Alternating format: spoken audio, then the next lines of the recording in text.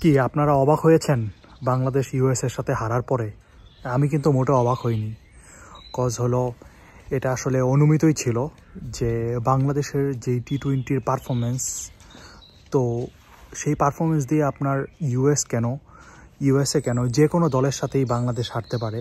যদি আপনি মাঝে মধ্যে দু একটা টিমের সাথে জিতে যায়, সেটা আপনি বলতে পারেন যে সেটা কোনো একটা অঘটন ঘটেছে, ঠিক আছে, যে বাংলাদেশ কোনো একটা দলের সাথে টি-20তে জিতেছে।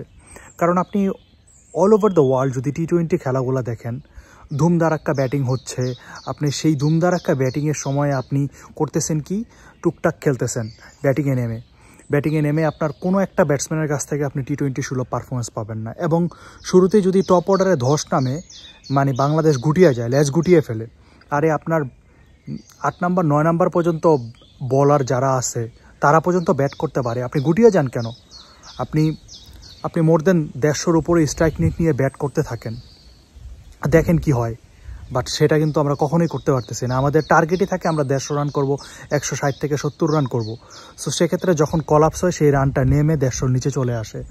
তো এইভাবে যদি আমরা টি-20 খেলি, কখনোই আমরা টি-20তে ভালো করতে পারবো না এবং টি-20তে জিততে পারবো না।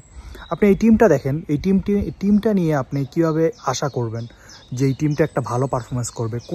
কোনো হার্ড হিটার নেই যে আপনি একা ম্যাচ ঘুরিয়ে দিতে পারে, একটা ব্যাটসম্যানও নেই। তারপর আমরা যদি আসি ক্যাপ্টেনের কথায়, ক্যাপ্টেন শান্ত, তাকে আমি বলি যে এক্সট্রা রেসপন্সিবিলিটি দিয়ে, ক্যাপ্টেন্সি দিয়ে তার যে ব্যাটিং, আমরা তার কাছ থেকে যে ব্যাটিংটা পেতাম, সেই ব্যাটিংটাও আমরা তার নষ্ট করে দিয়েছি, তাকে এক্সট্রা একটা বার্ডেন দিয়ে ক্যাপ্টেন্সিটা।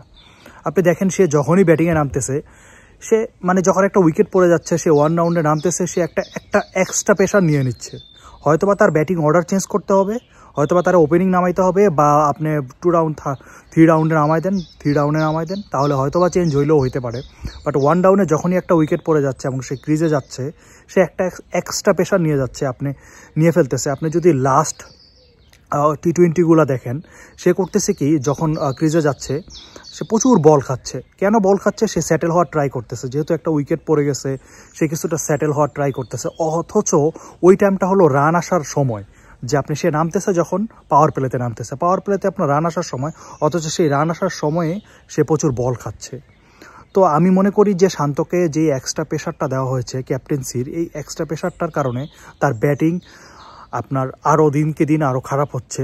আমি জানি না সামনে টি-20 ওয়ার্ল্ড কাপে তার ব্যাটিং আদৌ সে ফিরতে পারবে কি না।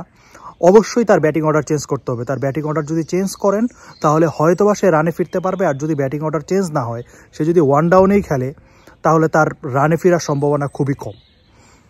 আর যদি টি-20তে ভালো পারফরমেন্স করতে চান, অবশ্যই আপনার সাহসিকতার সাথে খেলতে হবে।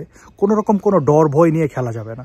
আপনি শুরু থেকে মারার ট্রাই করতে হবে, বল দেখে। আপনার সব বল যে মারতে হবে তা না। আপনি বিরাট কোহলিকে দেখেন, বিরাট কোহলিকে আপনার কি সব বল মারতেছে? তার স্ট্রাইক রেট দেখেন, তার স্ট্রাইক রোটেশনটা দেখেন। আপনি যে বলটা মারতে পারতেছে না, ভালো বল করতেছে, আপনি স্ট্রাইক রোটেট করেন। আমাদের ব্যাটসম্যানরা কি হয়, যে ভালো বলটাকে ভালো বলটাকে এরকম একটা ডিফেন্স করে, যেখান থেকে একটা সিঙ্গেল বের করাও দুরূহ ব্যাপার হয়ে যায়। সো একটা সিঙ্গেলও বের করা যায় না। মানে আপনার ভালো বল হলো, ভালো বলটাকে আমি একটা ডিফেন্স করে দিলাম, আমার স্ট্রাইক রোটেশন নাই, কোনো কিছু নাই, আর বাউন্ডারি তো ওভারে আসা মানে আরও কষ্ট হয়ে যাচ্ছে, যে বাউন্ডারি আপনার আসতেছে না। তো আপনি স্ট্রাইকও রোটেট করতে পারতেছেন না, বাউন্ডারিও মারতে পারতেছেন না, তাহলে আপনার রানটা কীভাবে বাড়বে?